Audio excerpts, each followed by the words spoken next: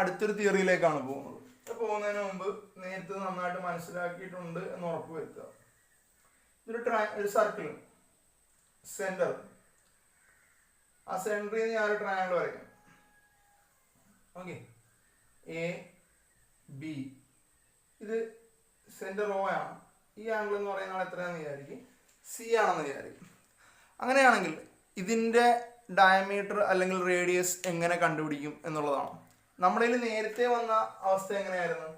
Circle അതിൻ്റെ അത് triangle എങ്ങനെയാണ് വന്നിരുന്നത്? ഇങ്ങനെയല്ലേ വന്നുകൊണ്ടിരുന്നത്. ഇത് അങ്ങനെയല്ല, എവിടെ നിന്നാണ് വന്നിരിക്കുന്നത്? സെൻറ്ററിൽ നിന്നാണ് വന്നിരിക്കുന്നത്.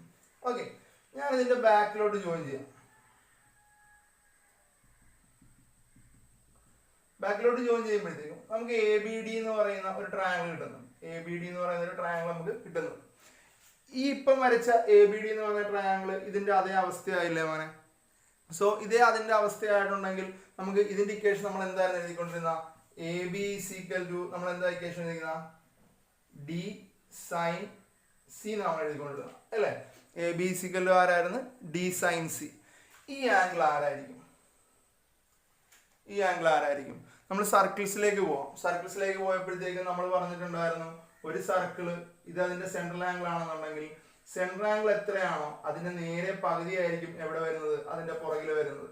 ഇത് എ ആണെങ്കിൽ ഇയാൾ ആരായിരിക്കും? a/2 ആയിരിക്കും. ഓക്കെ, ഇത് ബി ആണെങ്കിൽ ഇത് b/2 ആയിരിക്കും. ഇത് 30 ആണെങ്കിൽ അത് എത്രയായിരിക്കും? 15 ആയിരിക്കും. ഇത് 60 ആണെങ്കിൽ അത് 30 ആയിരിക്കും എന്ന് നമ്മൾ പറഞ്ഞിട്ടുണ്ടായിരുന്നു. അപ്പോൾ ഇത് സി ആണെങ്കിൽ ഇയാൾ ആരായിരിക്കും? c/2 ആയിരിക്കും. ആയിരിക്കുമല്ലോ. അങ്ങനെയാണെങ്കിൽ ഇപ്പൊ ഇക്വേഷൻ പറഞ്ഞേ, A B equal to D sine, ഈ ആംഗിൾ എത്രയാണോ അതിന്റെ നേരെ പകുതി ആര് വരും? c/2. അപ്പൊ എ ബി ഈക്വൽ ടു ആരെ നീട്ടി? c/2 നീട്ടി. നമുക്ക് വേണമെങ്കിൽ ഒന്നുകൂടി പറഞ്ഞു നോക്കാം, ഒരു ആംഗിൾ കൂടി പറഞ്ഞു നോക്കാം. ഇപ്പൊ ഫിഗർ ഇങ്ങനെയാണെന്ന് വിചാരിച്ചു. ഫിഗർ മൊത്തം തൂക്കുവാണ്.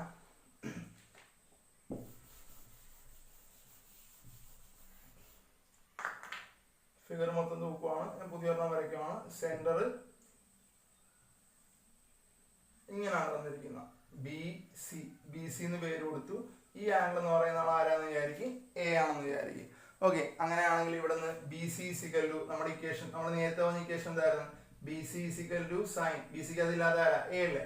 ബി സി ഈക്വൽ ടു ആരാണ്? D sine A. അതാണ് നമ്മൾ ഇക്വേഷൻ പറഞ്ഞത്. അപ്പൊ നമുക്ക് ഇവനെ എങ്ങനെ എഴുതാം? നമ്മൾ ഇവനെ നേരെ ബാക്കിലോട്ട് ഒരു എന്താണെന്ന് വിചാരിക്കും, ട്രയാങ്കിൾ ഉണ്ടെന്ന് വിചാരിക്കും. അങ്ങനെയാണെങ്കിൽ ഇത് എ ആണെങ്കിൽ ഈ ആംഗിൾ ആരായിരിക്കും? a/2 ആയിരിക്കും ഇതിലെ. അപ്പൊ ഇക്വേഷൻ എങ്ങനെ മാറും? B C equal to D sine a/2. Okay, അപ്പൊ നമ്മൾ നേരത്തെ എഴുതി വെച്ച ഈ ഇക്വേഷൻ നമുക്ക് രണ്ട് രീതിയിൽ യൂസ് ചെയ്യാം. നിങ്ങൾ വ്യക്തമായിട്ട് മനസ്സിലാക്കണം. ഈ അവസ്ഥയിലാണ് തരുന്നതെങ്കിൽ, അതായത് ട്രയാങ്കിൾ സർക്കം ട്രയാങ്കിൾ ആയിട്ടാണ് തരുന്നതെങ്കിൽ, സർക്കം സർക്കിൾ ആയിട്ടാണ് തരുന്നതെന്നുണ്ടെങ്കിൽ നമ്മൾ ഏത് ഇക്വേഷൻ ഉപയോഗിക്കും? A B equal to D sine C. ഇങ്ങനെയാണ് തരുന്നതെങ്കിൽ, സെൻട്രൽ ആംഗിളിന്റെ ട്രയാങ്കിൾ ആണ് നമുക്ക് തരുന്നതെങ്കിൽ, ഈ ആംഗിൾ എത്രയാണോ അതിന്റെ നേരെ പകുതിയായിരിക്കും നമ്മൾ എന്ത് ചെയ്യുന്നത്? യൂസ് ചെയ്യുന്നത്. അപ്പൊ ഈ രണ്ട് ഇക്വേഷനുകളെ നല്ല വ്യക്തമായിട്ട് മനസ്സിലാക്കുക. എന്താണ് പർപ്പസ്, എങ്ങനെയാണ് ഉപയോഗിക്കുന്നത് മനസ്സിലാക്കുക. അപ്പൊ അടുത്ത ക്വസ്റ്റ്യൻ ആണ്. അപ്പൊ ഇത് നമുക്ക് രണ്ട് രീതിയിൽ ചെയ്യാം. ആ ക്വസ്റ്റ്യൻ ഒന്ന് വായിക്കാവേ. A circle is to be drawn passing through the ends of a line 5 cm long and the angle on the circle on one side of the line should be 80 degree. അതായത് ഒരു 5 cm line, അതിന്റെ കോഡാണ്, radius ആണെന്നും പറഞ്ഞിട്ടില്ല. അവിടെ തുടങ്ങുന്ന angle എത്രയാണ്? 80 degree ആണ്. ഇതിന്റെ എന്ത് കണ്ടുപിടിക്കണം? റേഡിയസ് കണ്ടുപിടിക്കണം. അപ്പൊ നമ്മളിപ്പോ പഠിച്ച രണ്ട് ഇക്വേഷൻ വെച്ച് നമുക്ക് ഇത് കണ്ടുപിടിക്കാം. നമ്മൾ പഠിച്ച രണ്ട് ഇക്വേഷൻ എന്തൊക്കെയായിരുന്നു? A B equal to D sine C ഉണ്ടായിരുന്നു, A B equal to D sine c/2 ഉണ്ടായിരുന്നു. ഈ രണ്ട് ഇക്വേഷൻ നമുക്ക് എങ്ങനെ ഉപയോഗിക്കാം എന്ന് നമുക്ക് നോക്കാം.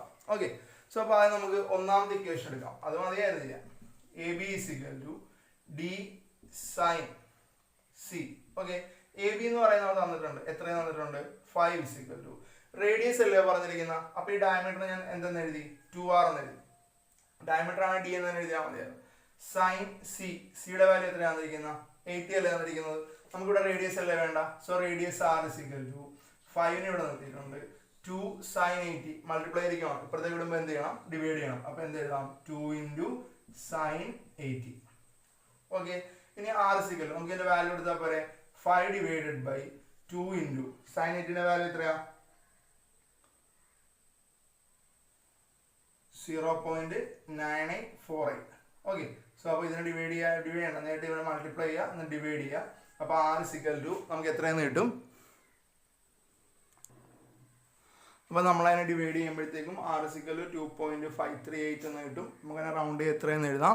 2.5 എന്ന് എഴുതാം. ഓക്കെ, ഇനി നിങ്ങൾ രണ്ടാമത്തെ ഇക്വേഷൻ നോക്കിയേ, AB is equal to D sine C/2. ഇങ്ങനെയാണെന്നുണ്ടെങ്കിൽ നോക്കി, ഇതാണ് സെൻറ്റർ, നമ്മൾ ഇങ്ങോട്ട് വരയ്ക്കും അല്ലേ? നിങ്ങൾ ചെയ്യണ്ട കേട്ടോ, ജസ്റ്റ് കാണിക്കുന്നേ ഉള്ളൂ. സോ ഇത് 80 ആണെങ്കിൽ ഇയാൾ എത്ര വരുവാടാ?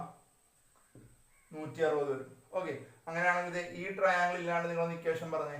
AB ഇസിക്കൽ ടു നമ്മുടെ ഇക്വേഷൻ എന്തായിരുന്നു? D sine C/2. So AB is equal to D sine C/2ന്റെ സ്ഥാനത്ത് സിയുടെ വാല്യൂ എത്രയാണ് വന്നിരിക്കുന്ന? 160 ഡിവൈഡ് ബൈ 2.